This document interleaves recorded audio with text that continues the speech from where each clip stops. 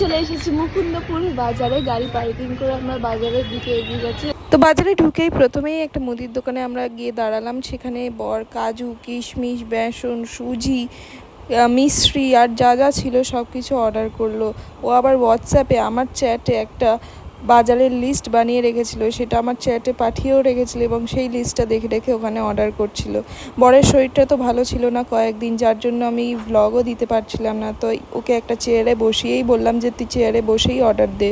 এই মুদিখানার দোকানেই আমরা প্রায় আমাদের লিস্টে সব আইটেম পেয়ে গেলাম। মোয়া থেকে শুরু করে তেল সব কিছুই এখান থেকেই অর্ডার করে নিলাম।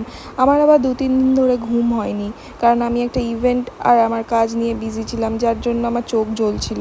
পুজো আসতে তো আর বেশি দিন বাকি নেই, তাই আমরা পুজোর প্রিপারেশনও অনেকটাই স্টার্ট করে দিয়েছি, কিন্তু পুজোর শপিং কিন্তু এখনও স্টার্ট হয়নি।